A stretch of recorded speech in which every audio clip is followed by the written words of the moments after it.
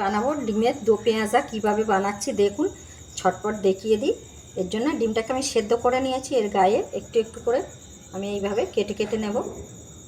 ঘরোয়া উপকরণ দিয়ে বানাচ্ছি, খুব তাড়াতাড়ি হয়ে যায়। এর জন্য আমি চৌকো চৌকো করে ক্যাপসিকাম কেটে নিয়েছি, পাপড়ি ছাড়িয়ে চৌকো চৌকো করে। পেঁয়াজ দুরকম আমার পেঁয়াজ লাগছে, একটা পেঁয়াজ কুচি করে নিয়েছি। এবার এর মধ্যে আমি তেল দিয়ে দিলাম, আমার গরম হয়ে গেছে। দিয়ে দেবো ক্যাপসিকাম কুচি, পেঁয়াজ কুচি, পাপড়ি ছাড়ানো পেঁয়াজটা দিয়ে দিলাম।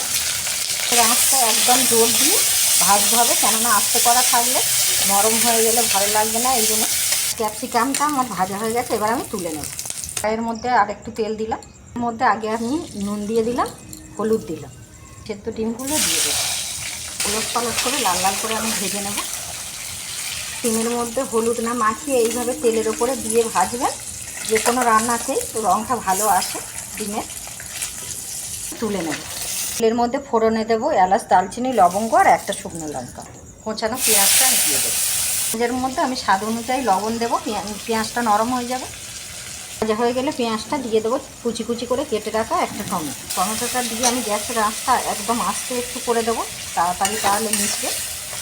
দিয়ে জল ছেড়ে দিয়েছে, পেঁয়াজটা বেশ নরম হয়ে গেছে। এবার এর মধ্যে দিয়ে দেবো রসুন বাটা, আদা বাটা। রসুন বাটা, আদা বাটাটা দিয়ে দিয়েছি। এবার ভালো করে কষিয়ে নেবো যতক্ষণ না কাঁচা গন্ধ যাচ্ছে। আদা রসুনের কাঁচা গন্ধ ভাব চলে গেছে। এর মধ্যে দিয়ে দেবো জিরে গুঁড়ো, ধনিয়া গুঁড়ো, লঙ্কা গুঁড়ো, হলুদ গুঁড়ো।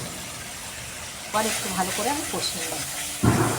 মশলাটা আমার কষা হয়ে গেছে। এর মধ্যে অল্প একটু আমি এই মশলার বাটি ধোয়া জল দিলাম, দিয়ে আরেকটু কষাবো। মশলা দিয়ে ভালো করে আমার মশলাটা কষানো হয়ে গেছে, তেল ছেড়ে দিয়েছে দেখুন। আপনারা চাইলে কাশ্মীরি লঙ্কা ব্যবহার করতে পারেন, আমি দিচ্ছি না।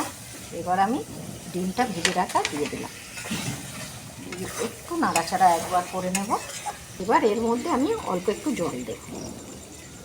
এটা একটু গ্রেভিটা ফুটে উঠুক, তারপর দেখাচ্ছি।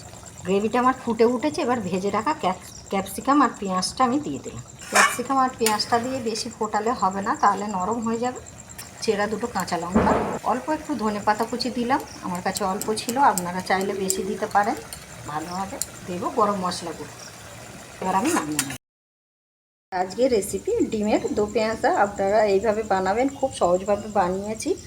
আর বানিয়ে একবার খাবেন, আর কেমন হয়েছে কমেন্টে কিন্তু জানাতে ভুলবেন না। আর এই রকম নিত্য নতুন রেসিপি দেখতে সঙ্গে থাকবেন, পাশে থাকবেন। রাখলাম, ধন্যবাদ।